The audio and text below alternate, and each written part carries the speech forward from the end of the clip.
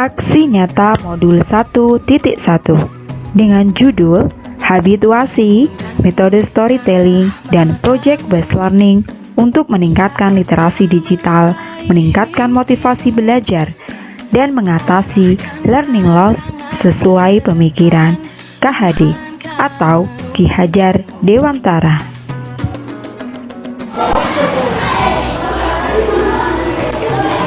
Assalamualaikum warahmatullahi wabarakatuh. Selamat pagi, selamat siang, maupun selamat malam teman-teman. Perkenalkan, nama saya Puji Rahayu Setiarini dari unit kerja SD Negeri Bolo Agung 02, Kecamatan Kayan, Kabupaten Pati, Provinsi Jawa Tengah. Di sini saya akan melaksanakan tugas dari modul 1.1 tentang aksi nyata. Perkembangan zaman yang begitu cepat membuat setiap orang harus berpacu mengikuti arusnya. Anak didik pun tidak bisa terlepas dari hal itu. Jika ditelusuri lebih dalam, anak-anak zaman sekarang mulai tergerus karakternya. Siswa mulai terlihat kurang memiliki sikap akhlak mulia dalam kehidupan sehari-hari. Siswa hanya melakukan tindakan baik apabila dilihat oleh guru atau karena untuk dinilai baik oleh orang lain. Siswa banyak berselancar di dunia maya sehingga lupa waktu ibadah dan tugas lainnya. Mereka lebih asik bermain game melalui gawainya, dan ada juga yang asik bermain dengan teman hingga lupa waktu. Pendidikan sejatinya adalah lahan untuk membentuk karakter anak. Untuk itulah, sebagai pengajar dirasa perlu dan wajib untuk membentuk karakter anak menjadi manusia berkarakter baik melalui aksi nyata yang akan dilakukan oleh calon guru penggerak untuk membentuk karakter anak melalui pendidikan karakter di sekolah dan juga di rumah, terutama dalam hal beriman dan bertakwa kepada Tuhan Yang Maha Esa dalam kehidupan sehari-hari, diharapkan dapat membantu, mengontrol, dan membentuk karakter anak menjadi lebih baik. Selain lunturnya nilai karakter anak, game di HP Android juga membuat anak malas untuk membaca teks pelajaran di sekolah. Pembelajaran daring yang selama ini dilakukan membuat pula menurunkan motivasi belajar anak, karena lebih banyak anak hanya mengandalkan orang tuanya dalam mengerjakan tugas sekolah yang dilakukan selama belajar dari rumah. Semua masalah di atas mengancam hilangnya pengetahuan dan keterampilan, atau yang lebih dikenal dengan learning loss. Maka dari itu, penulis mencoba merancang aksi nyata sesuai pemikiran Ki Hajar Dewantara selama pembelajaran modul 1.1 selama pendidikan guru penggerak. Dari latar belakang tersebut, penulis menyimpulkan masalah-masalah yang terjadi pada sekolah-sekolah pada umumnya, antara lain lunturnya nilai beriman dan bertakwa kepada Tuhan Yang Maha Esa. Yang kedua, rendahnya minat baca peserta didik. Yang ketiga, rendahnya motivasi belajar peserta didik. Dan yang keempat adalah hilangnya pengetahuan dan keterampilan. Perencanaan yang saya lakukan adalah pembiasaan sholat duha dan literasi kisah-kisah teladan. Kemudian, siswa diberi pembiasaan membaca 15 menit sebelum pembelajaran. Selanjutnya, merancang metode storytelling, membuat sudut baca dan pohon literasi di rumah dan di kelas. Selanjutnya adalah menggunakan project based learning pada pembelajaran tematik dan memberikan reward pada papan literasi.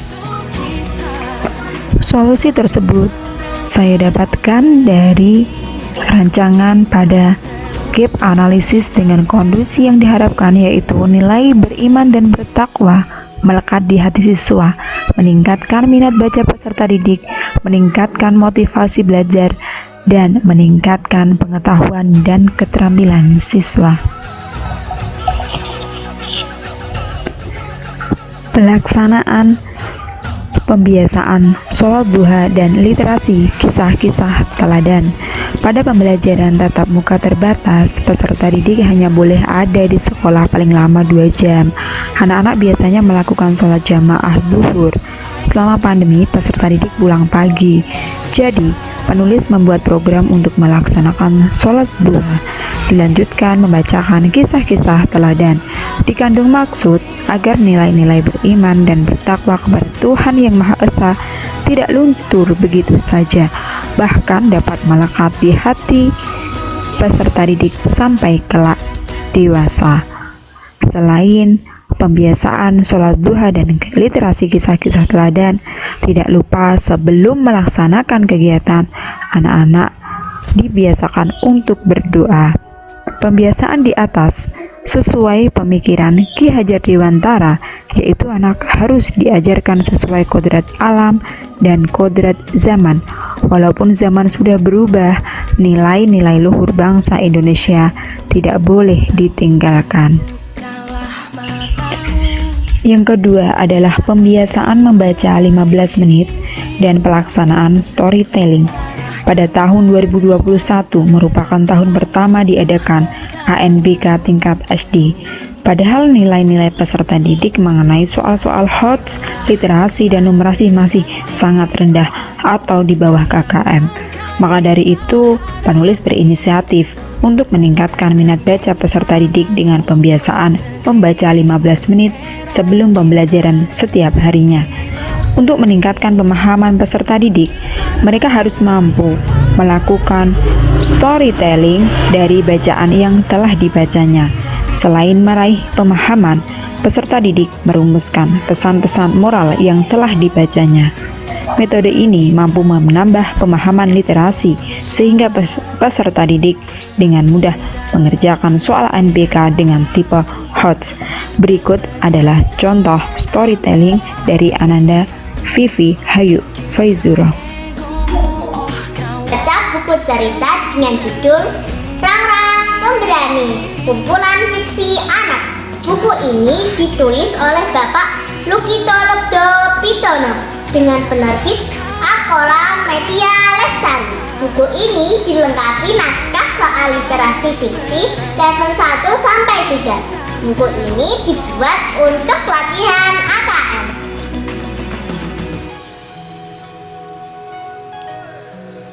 Rang-rang pemberani. Rang-rang mendapati sarang kutilang. Pasti dibawa ke sini, pikirnya. Dia geram, roto yang dijaganya selalu berkurang. Induk kutilang pulang membawa makanan.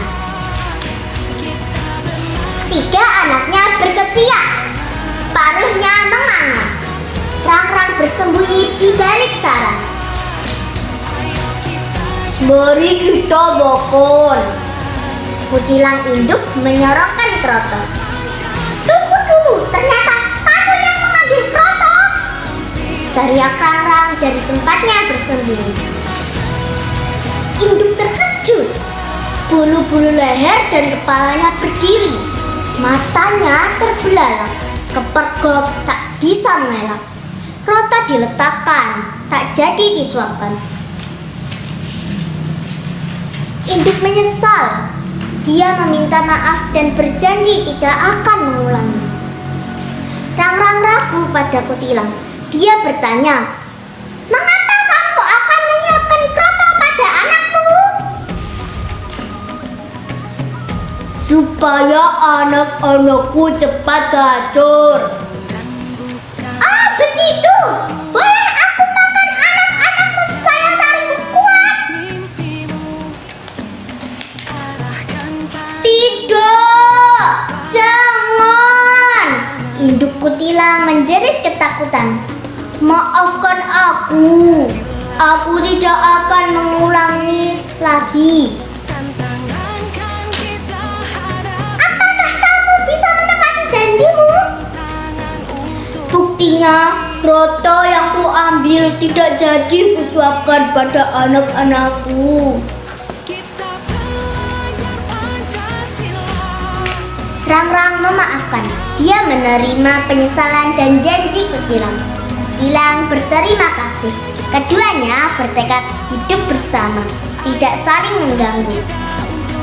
Nah teman-teman, sekarang ayo kita latihan AKM. Saya bacakan soalnya ya. Nomor 1. Berapa banyak anak kutilang? A. 2 ekor, B. 3 ekor, C. 4 ekor. Ya, benar sekali. Kutilang mempunyai 3 ekor anak. Bacaan di atas berisi cerita tentang apa? A. Sarang rangrang, B. Telur kutilang, C. Kroto rangrang. Ya, benar sekali. Bacaan di atas berisi tentang kroto rangrang. Induk terkejut. Bulu-bulu leher dan kepalanya berdiri. Matanya terbelalak. Siapa yang menyebabkan induk terkejut? Ayo, siapa tadi teman-teman? Ya, benar sekali. Si rangrang. Tidak, jangan. Induk kutilang menjerit ketakutan. Siapa yang membuat induk kutilang menjerit ketakutan? A. Karena rangrang mengancam akan makan anak-anak kutilang. B. Karena rangrang mengancam akan makan kutilang. C. Karena rangrang mengancam akan makan telur kutilang. Ya, benar sekali. A. Karena rangrang mengancam akan makan anak-anak kutilang. Nomor 5. Rangrang bersembunyi di mana tadi teman-teman? Ya, benar sekali, di balik sarang. Nomor 6. Untuk apa induk kutilang mengambil kroto? A. Agar anaknya tidak lapar. B. Agar anaknya cepat gacor. C. Agar anaknya bisa terbang. Ya, benar sekali. B. Agar anaknya cepat gacor. Nomor 7. Apa janji induk kutilang terhadap rangrang? A. Tidak akan mengambil kroto lagi. B. Akan hidup rukun. C. Tidak akan mengganggu sesama. Ya, benar sekali. A. Tidak akan mengambil kroto lagi. Nomor 8. Pilihan ganda kompleks. Pilih benar atau salah untuk setiap pertanyaan berikut dengan cara memberikan tanda silang pada kolom kata yang tersedia. Rangrang tersesat ketika mencari sarang kutilang. Benar atau salah? Ya, salah. Rangrang geram karena kroto yang dijaganya selalu berkurang. Benar atau salah? Ya, benar. Rangrang memaafkan kesalahan kutilang. Benar atau salah teman-teman? Ya, benar. Nah, teman-teman, saya akan menceritakan cerita kedua dengan judul Perpisahan di halaman 44.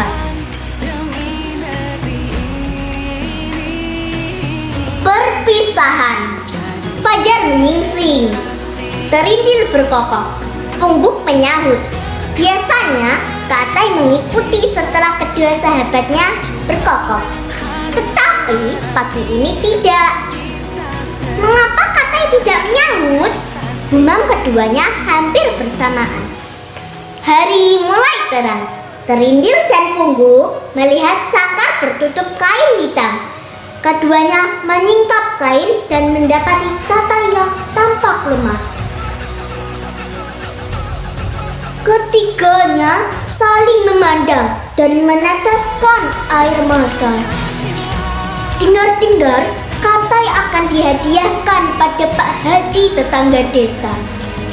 Jangan bersedih, kamu akan berpindah ke tempat yang lebih baik, kata terindil.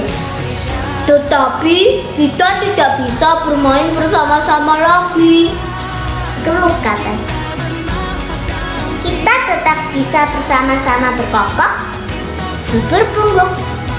Katai tersenyum senang. Mereka bertekad berkokok bersaut-sautan setiap fajar, meskipun berada di tempat yang berjauhan.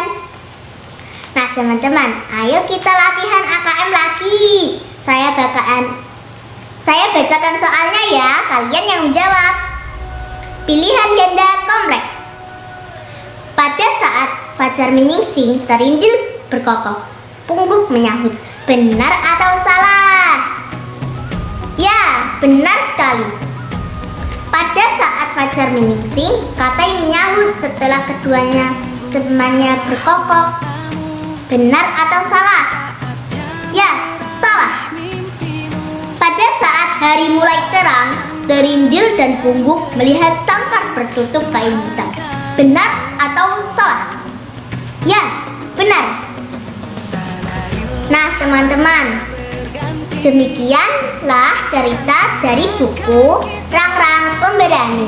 Semoga bermanfaat. Mohon dukungannya untuk subscribe, like, komen, dan share video ini ke semua keluarga, teman, dan sahabat.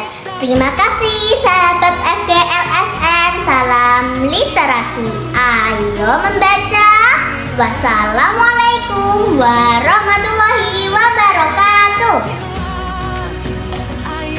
Yang ketiga adalah membuat sudut baca dan pohon literasi. Untuk menarik motivasi belajar peserta didik, penulis membuat lingkungan yang kondusif, tertata indah, rapi, dan nyaman.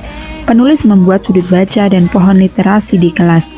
Kelas dibuat menjadi 4 kelompok. Tiap kelompok membuat sudut baca dan pohon literasi di rumah ketua kelompok. Dengan adanya kerja kelompok, peserta didik ditanamkan nilai Pancasila. Sila keempat tentang musyawarah. Diajarkan juga bagaimana menerima dan menghargai kehendak teman untuk mencapai suatu mufakat. Yang keempat, menggunakan pembelajaran berbasis proyek atau project based learning. Sesuai pemikiran dari Ki Hajar Dewantara, beliau menempatkan kodrat alam dan kodrat zaman pada peserta didik. Tanman siswa pun tidak terlepas dari permainan dalam pembelajarannya. Dari pemikiran tersebut, saya mengolaborasikan pemikiran tersebut dengan kurikulum 2013, yaitu menggunakan pembelajaran berbasis proyek. Proyek saya sesuaikan dengan pembelajaran tematik pada saat ini, yaitu pengolahan sampah agar bermanfaat. Evaluasi dari aksi nyata, saya adalah penulis mengevaluasi kegiatan dengan jurnal kegiatan literasi. Hasil nilai meningkat dan testimoni dari berbagai pihak pun mengatakan kegiatan berhasil, dapat menarik minat baca dan meningkatkan motivasi belajar siswa. Tindak lanjut dari aksi nyata ini adalah aksi nyata ini akan disosialisasikan kepada komunitas kerja, yaitu pada rekan sejawat dan dalam forum KKG. Terima kasih telah menonton video aksi nyata modul 1.1 oleh saya, Puji Rahayu Setiorini dari SDN Bola Agung 02. Jangan lupa untuk like, komen, subscribe, dan share video ini agar dapat bermanfaat. Wabillahi taufiq wal hidayah. Wassalamualaikum warahmatullahi wabarakatuh.